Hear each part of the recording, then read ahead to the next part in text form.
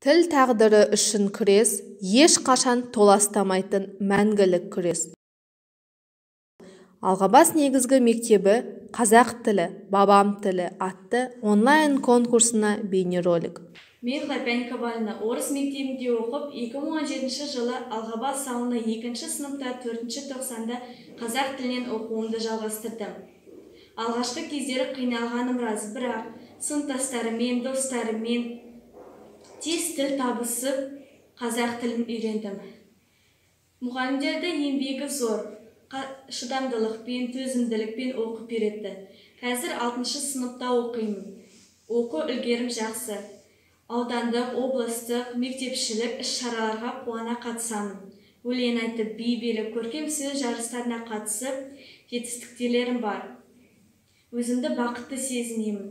Ертеңгі күні жоғарғы білім қазақ тілінде оқып, қазақ тілінде сөйлейтінді мақтан тұтамын.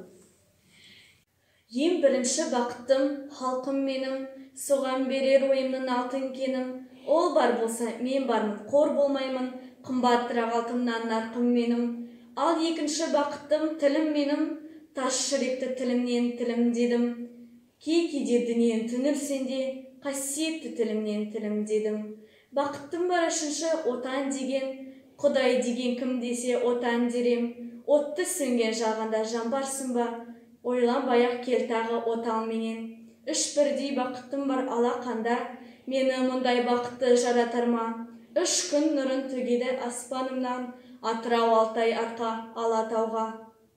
Мен қазақпын, мың өліп, мың тірілген, жүрегімде таныстым мың тілімен.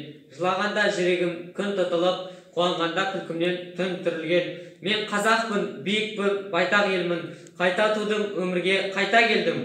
Мен мұнда бір тіріліп мәңгі өлмеске, айта бергім келеді, айта бергім.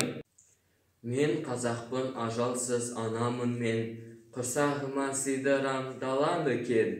Пәк сәбимін бесікте өл деген, дәуірлермен құрдаспын данамын мен. Мен қазақпын, биіктің байтақ елмін, қайта тудым өмірге, қайта келдім. Мен мұнда бір тірілдім мәңгі өлмеске, айта бергім келеді, айта бергім. Ана тілім білік қой, еркіндігін, теңдігін. Ана тілім білік қой, мақтанышын елдігін.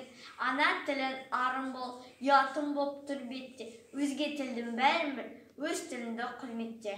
Қазақтың тілі, қазақтың жаны, халқымыздың тарихы да, тағдыры да тілінде, мәдениеті мен әдебиеті де, ділі мен діні де тілінде.